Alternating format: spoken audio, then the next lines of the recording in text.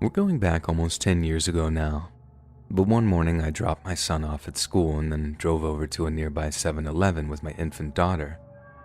It was pretty early in the morning, so there were only one or two other customers, and one of them was this older-looking guy with a walker who was slowly making his way around the store. I didn't pay him too much attention other than feeling kind of sorry for him. Then I picked up the few items I needed, then headed out to my car. Right as I'm putting my daughter in her car seat, I hear a voice behind me. I turn, and it's the old man with the walker, only there's something weirdly different about him than when I saw him in the 7-Eleven. He was walking upright, not leaning on the walker, and his voice sounded much younger than you would have expected from just looking at him. I remember all he said was, "Cute kid." Then as I turned around, I only got the slightest look at the guy and his brand new posture before he slammed the walker into the back of my legs. The force made my knees buckle, and I almost fell right on top of my young daughter. I'm not exactly the tallest woman in the world, so the height reduction from my knees buckling had me falling forward into my open car door, and I had really tried not to crush her as I fell. I honestly thought that he was trying to get me, which was bad enough, but when he grabbed me by the hair and started to drag me up and off of my daughter, I realized he was trying to get to her instead. I honestly didn't think that I could get any more terrified, but the realization that he was actually trying to take my infant daughter away from me was just too much to bear. I remember letting out the loudest, most ear-splitting scream I've ever let out in my life, begging him not to take my baby.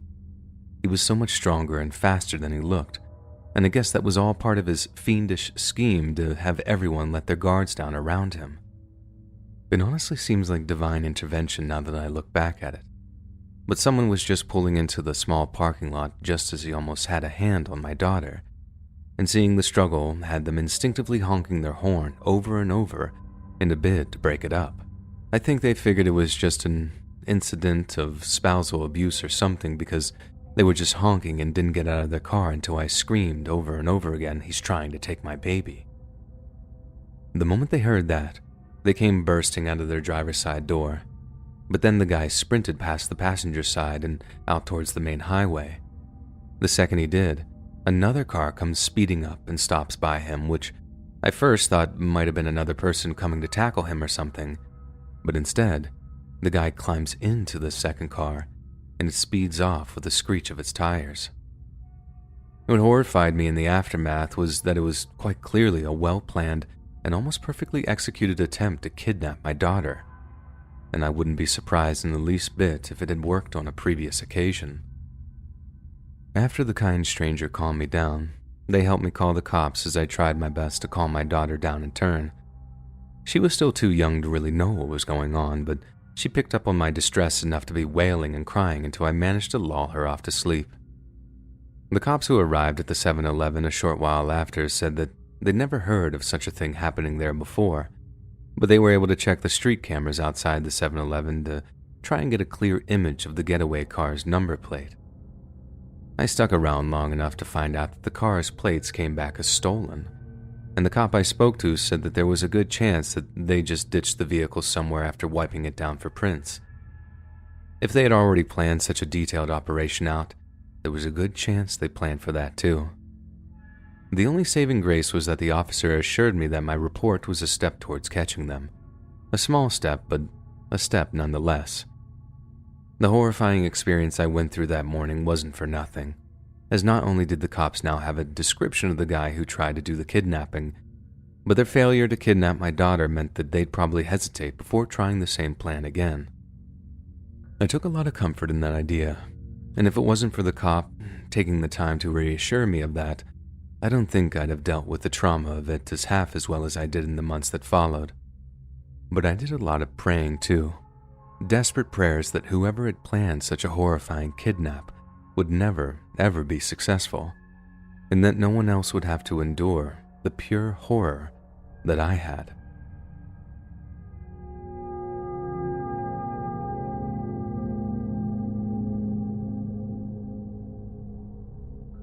I used to work at a 7-Eleven here in the United States, and the scariest thing that ever happened to me there was also the single most terrifying thing that's ever happened to me in my life. It happened on a particularly quiet night, and I was still kind of hungover from going out drinking the night before, so I wasn't even paying attention when the guy walked into the store. I heard the door sliding open. I heard his footsteps as he walked up to the counter, and then right when I was about to lift my head up to ask him what he wanted, he just slammed something down on the counter in front of me. I remember the first thing being the red splatter on my t-shirt. It was plain white, and the moment his hand impacted on the counter, all these little red specks appeared on my shirt. I already recoiled from the shock of having his hand slammed down in front of me, but when I saw what he just slammed down next to the register, I recoiled even further. It was a tongue, an actual tongue. Even though it was soaked in blood, I could recognize the deep ridge running down the middle of it. It sounds like such a cliche when I think about it now, but I now know what people mean when they say that they were frozen in fear. The whole thing was an assault on my senses, and I think it just short-circuited my fight-or-flight mechanism to the point where I just didn't know what to do. Then the look in the guy's eyes as he stared at me, so calm but intense, with eyes so wide and unblinking that it was like he didn't have eyelids at all. It was only when he spoke that I actually found the will to move, and all he said to me was, "Call 911." I bolted into the back office, locked the door behind me, and immediately called the cops. All the while I watched the guy on the cameras just standing there at the register. He didn't move at all. He just seemed to be looking down and staring at the mess he'd left on the counter. And given the gruesome nature of my emergency, there was a police patrol car and 2 cops pulling up outside in just a matter of minutes. The guy didn't put up any kind of fight when they moved to arrest him. He just held his wrists, allowed them to put the handcuffs on him, then let the cops take him away. Once he was safely out of the store, I walked out of the office, trying not to look at what was on the counter, then told the cops everything I knew. It obviously wasn't all that much, but as I was talking to them, I noticed a few more police surrounding a car in the parking lot that still had the door open. I called the store manager from the McDonald's across the street, telling him that the cops had to close the store because it was an active crime scene. They rushed down to see what was going on, even though it was their day off, and after telling them what had happened, I went home to decompress. From what I heard later, the guy had gotten into an argument with his wife while out driving somewhere. Then at some point, he'd snapped, pulled up into a parking lot, stabbed her to death, then cut her tongue out.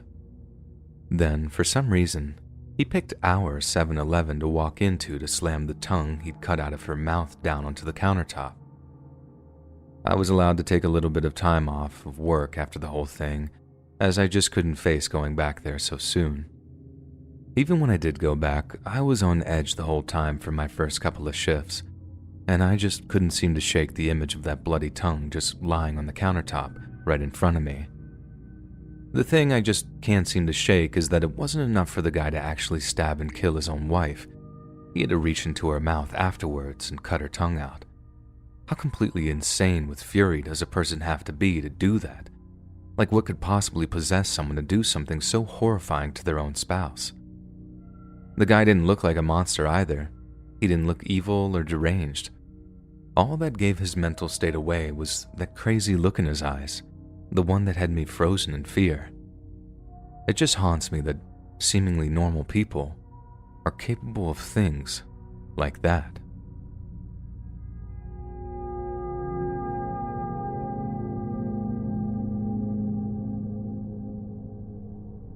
I used to work at a 7-Eleven that was right next to an art school campus, so in addition to all the snacks and drink, we had a little stationery section and kept some stuff behind the counter too. One of the things we kept behind the counter were scissors, the kind that are sealed in a plastic casing, and one day, this customer comes in, walks up to the counter with a Gatorade, then asks if he can have a pair of scissors too. Of course, I grab a pair for him, scan them, then tell him the price of both of his items. But instead of getting his wallet out, he immediately starts removing the plastic packaging from the scissors. I didn't think it too suspicious at first. I mean, I figured he really needed them for some kind of minor emergency or something, and that he'd pay for them after cutting whatever it was that needed to be cut. Instead, once they're out of the packaging, He grips the handle like they're a knife or something, looks me right in the eye and says, "I could just kill you with these right now, you know that?" I was so stunned that I just didn't know what to say. And I know he enjoyed the fearful look on my face because of the way he started smiling. All I could do was reach for my phone in my pocket so I could start to dial 911, knowing I had no real way of defending myself and just hoping the cops would arrive before he actually killed me. But just as I tapped the numbers out, I looked up to see him walking away from the counter, laughing to himself as he walked out of the store. I stayed on the line with 911 for a while, shaking as I told him what had happened, and when the cops showed up a little while later, they took their time since it wasn't an ongoing situation. An officer reviewed the security camera footage. Turns out, the same guy had been doing the same thing all over town, picking out girls working retail on their own before shoplifting basic items like that. He had the same MO every single time, too. He'd always get away with it by telling the girl that he could kill them with whatever he was stealing, be it a knife or scissors or even just a pen on one occasion. He never actually hurt anyone, not yet, according to the officer, but the cops were extra focused on getting him in cuffs because they felt like it was only a matter of time before he actually crossed that line and did hurt someone. Even though he took his time to show up, the cop was still really helpful and reassuring, and he gave me his cell number to call him directly the next time he walked into the store. I mean, how much of a notorious kleptomaniac do you have to be to actually have a detective assigned to your case? And although I didn't hear about it afterward, I sincerely hope the guy never crossed that line and actually hurt a girl with any of the items he ended up stealing.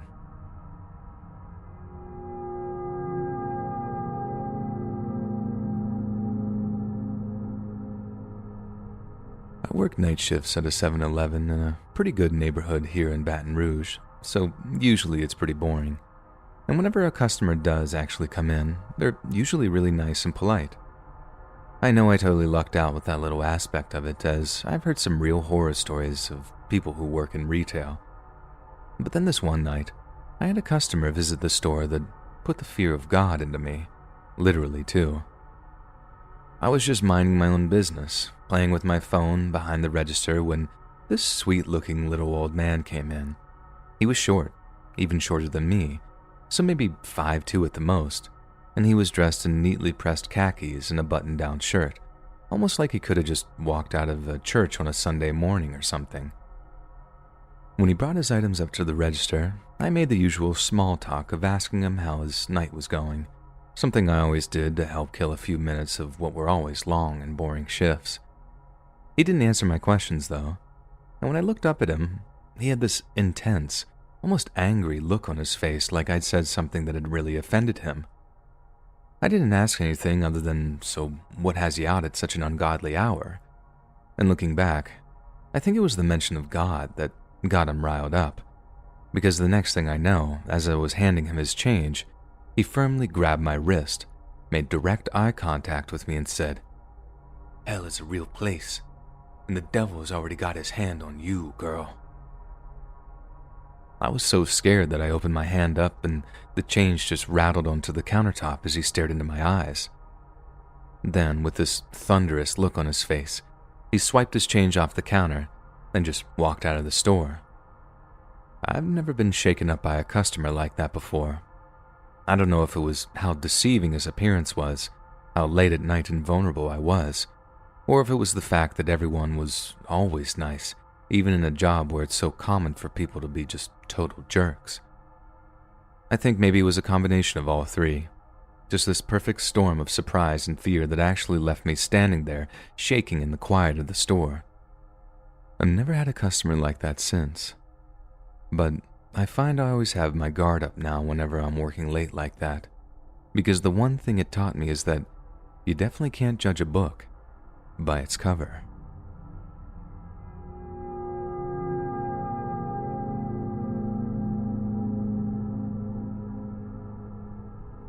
More than a decade ago, on one of the hottest days of the year, I was taking my kids down to the 7-Eleven near our apartment block to get some big gulps. Just as we were walking past a public park, right near a tree line, this completely normal, well-dressed looking couple came out of the trees and starts walking right towards us. I actually couldn't believe it when the guy suddenly told me to give him my wallet and anything else in my pockets. I mean, I thought it was a dumb joke of some kind. They looked so well-dressed that they could have been office workers or something. I actually let out this nervous laughter, then asked if they were serious, and the guy answered my question by pulling out what looked like a fishing knife from his jacket pocket. When he opened it and pointed it at me, I shoved my daughter behind me to protect her as best I could. But then, just as I was going to do the same for my son, the woman grabbed his other arm and began pulling him towards her. I honestly felt like my heart was about to explode with fear. There's no other way of describing it. And I suddenly just lost all sense of self-preservation as I leapt forward to attack this well-to-do looking woman who just grabbed my boy. The next thing I know, I felt what I can only describe as a cold punch under the ribs of my left side, and I looked down to see that the guy had buried his fishing knife in my stomach. What came next feels a little bit like divine intervention, as two joggers had spotted what was going on and came over to intervene. This scared off at least one of the unassuming muggers, but as I turned to check on my kids, I just sort of felt like my legs fall out from underneath me, and I hit the ground hard. I remember hearing someone screaming and thinking it was my daughter, but when I looked, the woman who grabbed my son was on the ground crying and wailing with blood pouring out of her mouth. I honestly don't remember hitting her, but she seemed pretty adamant that I did, and she was actually trying to make out like she was the victim of the whole situation, maybe to avoid getting arrested when the cops showed up. The police that patrolled the park showed up not long after that, and the cops actually started asking the woman what happened, like we were a couple or something.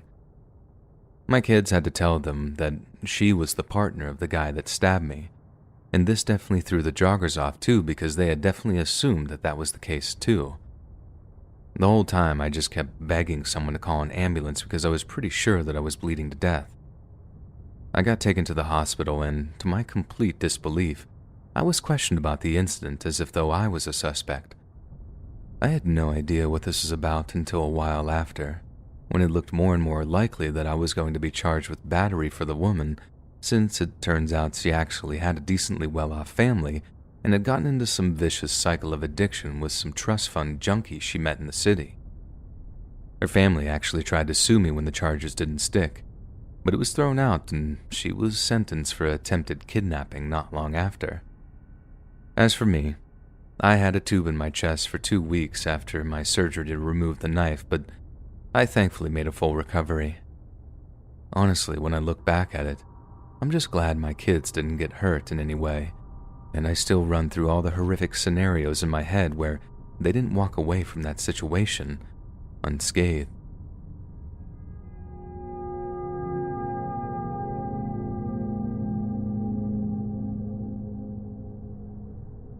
One of the most chilling moments of my whole life was while working at 7-Eleven.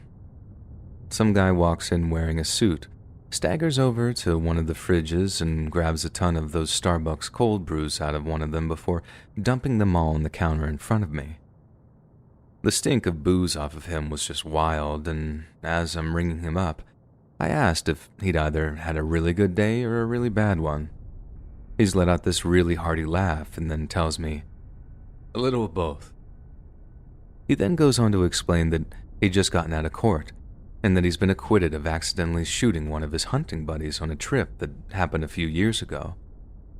I was so stunned that I didn't really know what to say. I just went with the first thing that came to mind, which was, "I'm sorry." He laughs again, shakes his head, and then asks me, "You know what the funniest thing is, though?" I shake my head, taking the 10 he gave me before grabbing his change from the register, and when he tells me, I swear I almost dropped his money all over the floor when he spoke. He tells me, "It was no accident." Then just starts laughing to himself while he pockets the change and scoops up all the cold brews from the counter. I was so taken aback that all I could do was just stand there, watching the guy as he walked out of the store and towards his parked car. Then my mind switches to thinking, please get into the passenger seat. please get into the passenger seat. But nope. He climbs right into the driver's side, starts the engine, then drives off. I'm not saying I have a photographic memory or anything, more like I was repeating his license plate number back to myself as I grabbed my phone and plugged it into the Notepad app. Then I called the cops, told them they had a drunk driver on their hands, then just let karma do its thing. There was nothing I could do about him taking one person's life and getting away with it. But I sure wasn't about to stand by and let him kill someone else as the result of being a reckless idiot.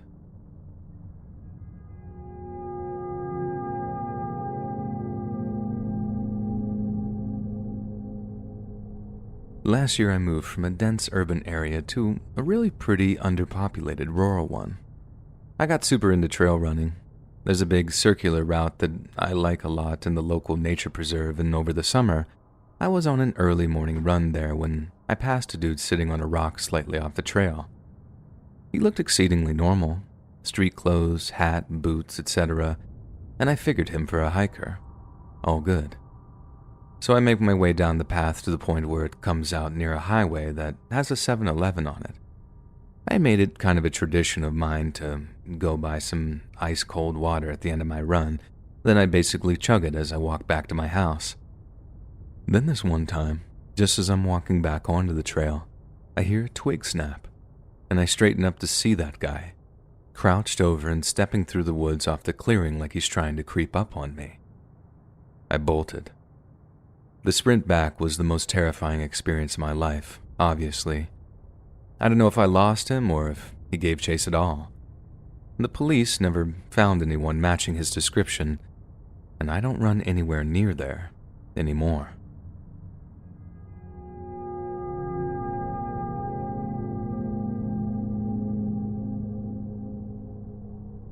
One of the worst days of my life came right out of nowhere. I was working in my job at a local 7-Eleven, just burning away the daylight hours with no passion in life, no purpose, no nothing. Then suddenly, I feel this terrible headache coming on. I take a few painkillers, then got back to what I was doing. Some customer comes in, I ring them up for a coffee and a pack of donuts, and then that's the last thing I remember. I woke up in the hospital, and the nurses were prepping me for surgery. I was told I'd been diagnosed with a bleed in my brain and that the surgery would involve drilling a hole in my skull to drain the fluid. Then, just as they were about to put me under, the head of neurology got in touch with someone and called off the surgery completely. What actually happened is that I'd suffered an aneurysm, and according to my doctor, who told me this much later on, I would have probably been dead on the table just seconds after the surgery commenced. With a brain bleed, the solution is to drill holes in your skull, which relieves pressure and prevents your brain from swelling up and squeezing against your skull. If it does that, it can lead to some pretty serious brain damage, which is obviously very bad news. But in the case of an aneurysm, which is what is actually going on, that kind of surgery can prevent sufficient blood flow to your brain due to the sharp drop in blood pressure in your brain tissue. This then basically starves your brain of oxygen, leading to acute tissue death, which obviously just straight up kills you. That head of neurology legitimately saved my life that day, and the whole thing dramatically changed my outlook on life. A person can still feel perfectly healthy, perfectly normal, and then one little weak blood vessel in your brain and boom, it can all be over for them. Life is a terrifyingly fragile thing, one that can really just end at any moment. I quit my job at the 7-Eleven when I was recovering in the hospital, then asked my dad and mom if they could put me up in my old bedroom while I trained to be a comic book artist. They thought my choice of career was a little outlandish, and I don't blame them, but I think the shock of almost losing me to some random medical thing made them reevaluate a few things too. These days, I work as a full-time comic book artist, and although I don't make a ton of money, I feel like I'm actually living the life I want to, the one I was supposed to live, not one that's being dictated to me by my need for money or prestige or acceptance.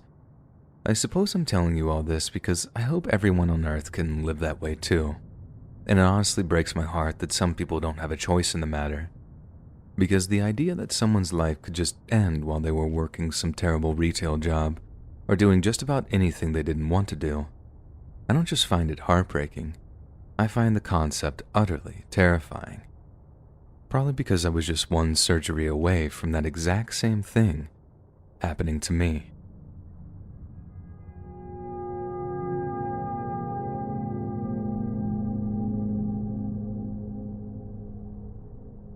My name is Kenji, and I'm from Japan. And I would just like to say that I love your podcast. I'm still mastering my English, so excuse any errors in my email to you. Now, I would like to also say that listening to your stories helps my English and improve more every single day. And speaking of stories, I have one of my own for you. And although I'm not sure what kind of video you would include this in, I can assure you that it was one of the most terrifying experiences in my life. Back in the year 2018, I was still a university student, and to support myself, I worked part-time at a 7-Eleven here in my home of Chiyodacho. Since the new school year hadn't quite started yet, I was still working night shifts, as despite the name, the 7-Eleven here is always open 24 hours. I tried to take advantage of the quiet nights by getting a head start on my studies, but that didn't stop the nights from being incredibly boring.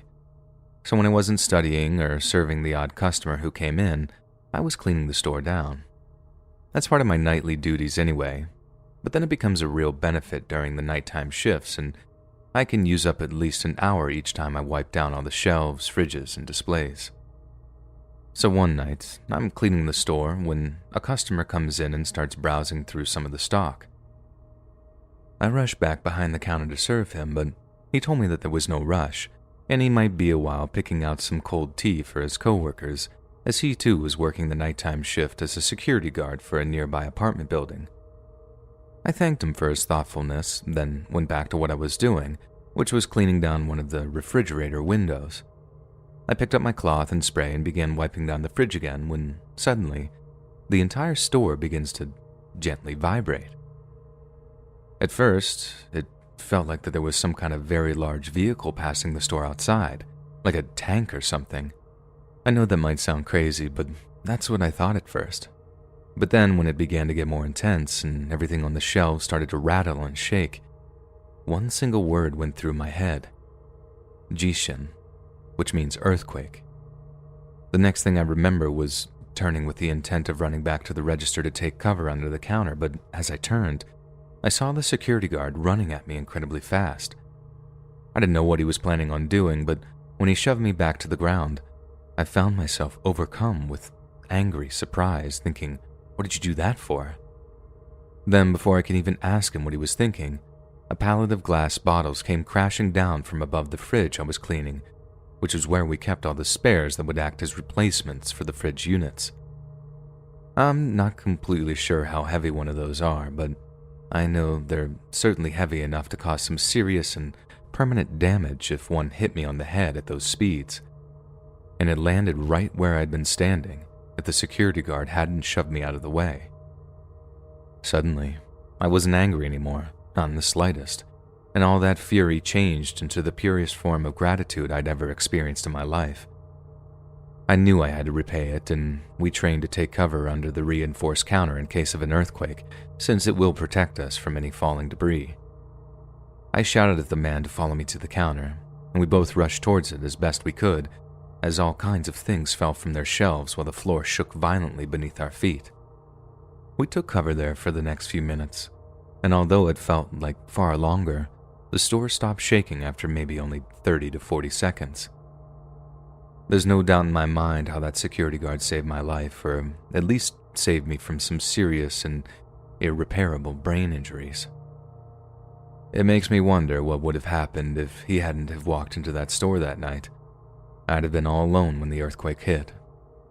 There's a good chance that I'd be dead, having joined the list of 40-plus people who died that night when the earthquake struck, or at least not in a fit state to write this email to you. I wasn't a believer in fate or destiny before that night, but now, I'm not so sure.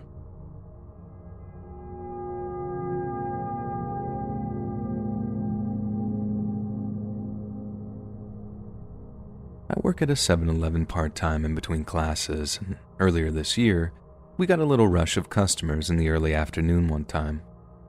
I served 2 guys for coffee and smokes, and at the back of the line, there's this kid, no older than maybe 11 or 12, just waiting there patiently with a backpack in his hand.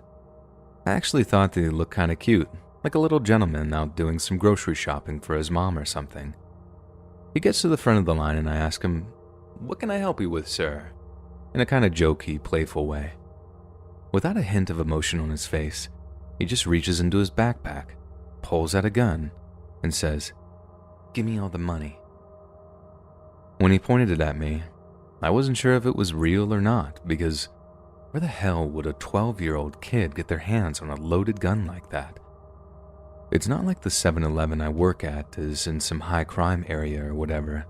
It's actually located in a pretty nice place, and although I've heard one or two stories from coworkers about the trouble at the store, nothing had ever happened to me personally. There was one other guy in the store at the time, and I looked over at him to see him kind of smiling at the kid.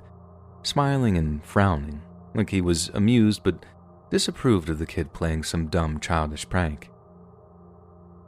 I don't know guns, but I figured this guy did, so I tried calling this kid's bluff and asked him something like, "You shouldn't point toys like that, sweetie. The cops might think it's real."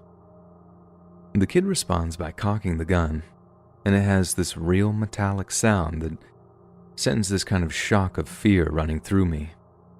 I didn't know of any toy guns that made such a realistic sound, and as if to illustrate that he wasn't joking around, the kid pointed the gun in the air and actually fired a shot that went right over my head. After my ears got done ringing, and I came to, I heard "Give me all the money" in the same monotone, emotionless way, and I didn't hesitate in doing what he asked. I put as much cash as I could onto the countertop, then watched him fill his backpack with it before he just walked out of the store. I think the thing that scared me so much about it was that the kid just didn't seem to realize the gravity of the situation. He definitely seemed like he had something missing about him, like he didn't understand that he could have actually killed someone over whatever dumb thing he wanted to buy with that money, be it video games or candy or whatever it was. At least a grown-up armed robber understands that a gun is just a means of getting what he wanted, and it's not a good idea to fire it or whatever, just in case they accidentally shoot someone in the face. I get the feeling that even if I'd even tried to resist or tell the kid no, he'd have just shot me, because it's what he assumed he should do. It's almost surreal to me how the closest I've ever come to death is at the hands of a child, someone who should have been so innocent and carefree and full of love, but instead just felt nothing.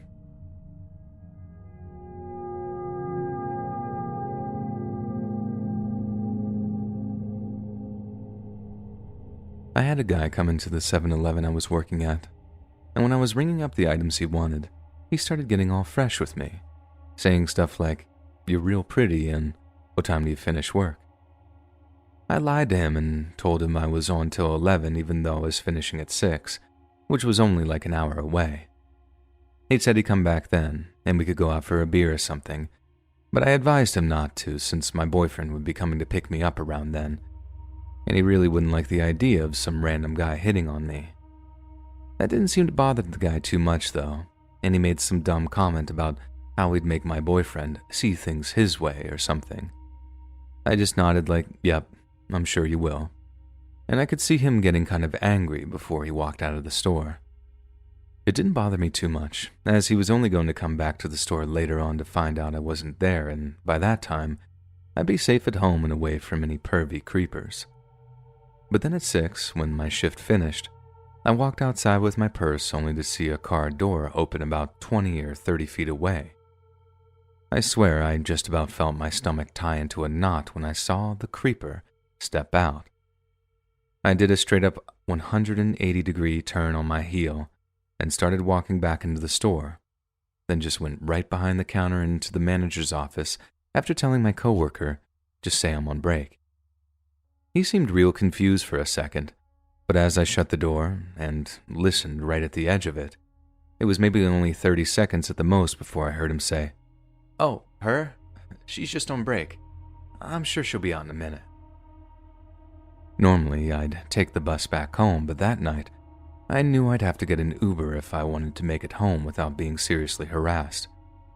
So I called the Uber, waited for it to arrive, then tried to just walk out as fast as I could.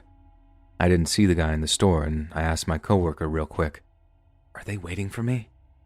And the guy shook his head, still confused, but kind of getting the gist of what was actually happening.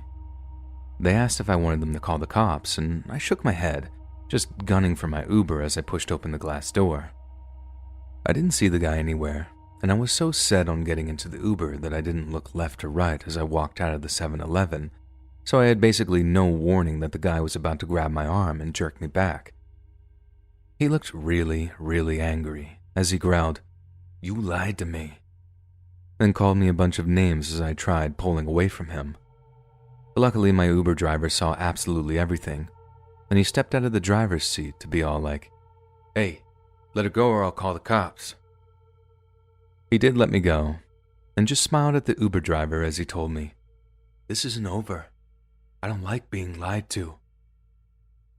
I wish that was all bluster too, like he was trying to act hard just to save a little face, but he wasn't, and for the next 3 months, he made my life a living hell.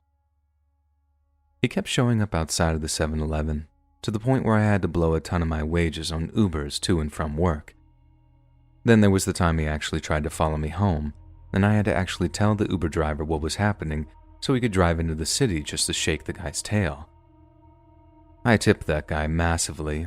Even though he initially refused to accept the payment for the ride, he insisted on canceling until I burst into tears and begged him to take the money and my tip. I couldn't make it someone else's problem. I couldn't have that on my mind as well as all the other stuff. I developed something of a relationship with that one specific Uber driver, and he became kind of a father figure who always accepted my ride requests whenever he was working and made sure that no one followed me home. He was also the guy that told me that I needed to get the cops involved. I thought that this guy was going to hurt me, that he knew people with the same mentality and that they only ever actually gave up when the law got involved. I didn't even know why I was surprised when I found out that the guy had a previous conviction for stalking, and he seemed to know the legal process like the back of his hand. He knew the process of getting the restraining order through the courts would take weeks at a minimum, and he'd come visit me in the 7-Eleven just to taunt me sometimes, and he'd only leave once I threatened to call the cops on him. That was just about the only thing that seemed to really get to him too, the fact that he'd been arrested and convicted over something like that before.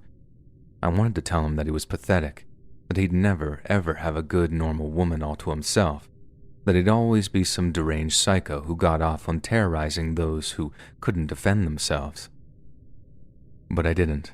In fact, I was told by one of the cops I spoke to, "Do not antagonize this man under any circumstances. We don't know how far he'll push this if you make him angry. If it's possible, do not engage him whatsoever." So like I said, that was my life for like a whole 3 months, until the day finally came when my mom got the call from our family's attorney saying a judge had finally approved the restraining order. For those wondering, it took so long because this guy had no history of actual violence, and the whole arm-grabbing incident wasn't actually classed as an assault for whatever reason. The day it finally came through, though, he must have gotten some kind of notification of it because he just stopped showing up at the 7-Eleven. Seeing him waiting for me outside whenever I finished was such a regular occurrence that when he finally didn't show up, I actually cried with relief. I told Carl, the Uber driver, that I thought I was finally free, and we had a miniature kind of celebration on that final drive back to my house. He still picks me up from time to time too, sometimes when I've been out drinking with my friends, and it's awesome to be reunited with him after such a sickening ordeal. I suppose half the reason I'm sharing this is to help other girls avoid going through the same thing I did. Don't hesitate to get the cops involved with something like a stalking issue. There are literally laws in place to help deal with things like that. But the big thing, don't ever show a soft side or seem like you're playing hard to get. If a guy shows you any unwanted attention, either completely ignore him or make it clear that you'll just call the cops. Heck, carry a stun gun or pepper spray if you're legally able to in your state, and just show that SOB that you're carrying so they leave you alone. I just don't want any other girl to go through what I went through because I honestly lost almost 4 months of my life to this guy's mental abuse.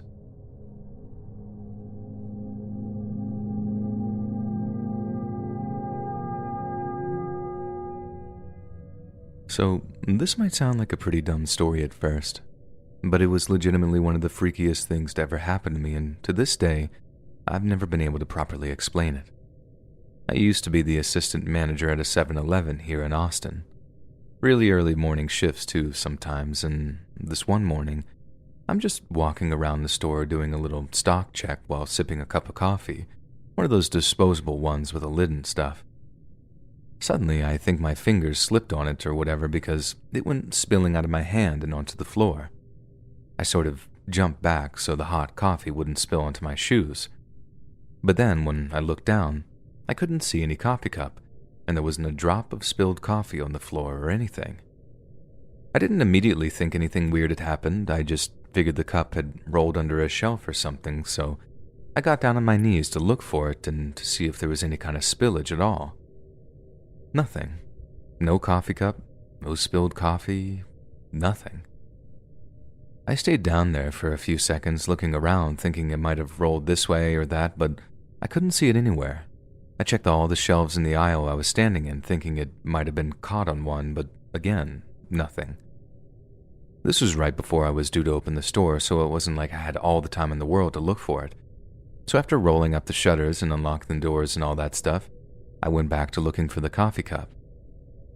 At that stage, I still wasn't freaked out or anything, more like just really confused, and honestly, I just put it down to tiredness from having gotten up so early.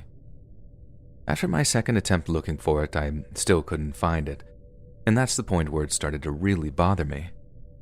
It's actually kind of hard to describe, like an itch that I couldn't scratch or something. I needed to know where that freaking cup had gone for the sake of my own sanity. I had access to the security cameras, and since it was early enough for no one to be in the store, I figured that I'd just go back and watch the cameras to see where the coffee cup went when I dropped it. Lo and behold, it did hit the floor, and it did roll under one of the shelves, so I made a careful note of which one, then walked back to see if it was there. But as I was doing that, I had this weird panicky feeling, because I knew I'd already checked under that particular shelf and there was nothing under it. I checked again, but with this weird feeling of uselessness, knowing that there was nothing there, and again, there wasn't. That's when I started to get this sick feeling, not knowing if it was like my mind playing tricks on me, or if something else was going on, something that I couldn't possibly explain with any rational logic. It was at that point that I walked over to the coffee machine, grabbed another cup, then walked to the same shelf the first coffee cup had rolled under. Then I kneeled down and threw the coffee cup under the shelf, just to see what would happen. In an instant, I could hear that it slid all the way under the shelf to the aisle on the other side, and I didn't need to look to know it was there. But in frustration, I kneeled down again and checked everywhere for any sign of that first coffee cup. And when I couldn't see anything, I came up in frustration and cursed out loud. Immediately, I'm greeted by the sight of my first customer of the day, looking at me like I was absolutely insane. It didn't help the fact that I felt like I was absolutely losing my mind. In fact, it made me feel even worse, and after I got him his pack of cigarettes and his lottery ticket, and he walked out of the store, I honestly felt like I was about to burst into tears. I never felt that kind of feeling before, and I never felt anything like it since, like the whole memory of me dropping the coffee cup was just a complete fabrication, or that I'd never even had that coffee in my hand to begin with. But then the security cameras clearly captured me dropping it, and the footage was high definition enough to be able to see where it rolled, so that part was very real. But then the big question of the whole morning remained. Where did my first coffee cup go? I'd like to be able to say that I just let the whole thing go.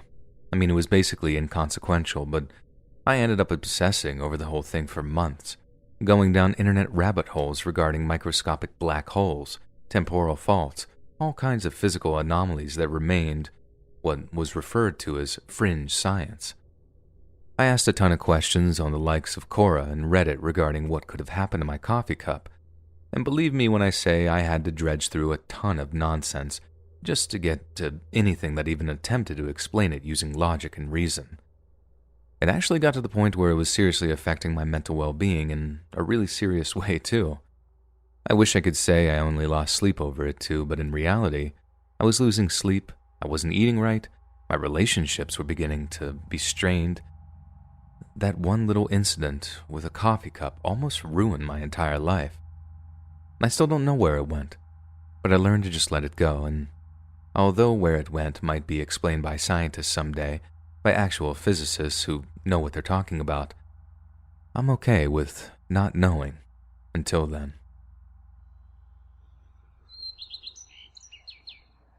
Hey friends, thanks for listening. Click that notification bell to be alerted of all future narrations. I release new videos every Monday, Wednesday, and Friday at 7 p.m. Eastern Standard Time. If you got a story, be sure to submit them to my subreddit, r/Let'sReadOfficial, and maybe even hear your stories featured on the next video.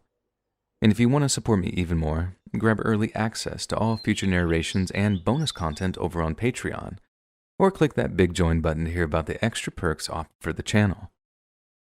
And check out the Let's Read podcast, where you can hear all of these stories in big compilations and save huge on data, located anywhere you listen to podcasts.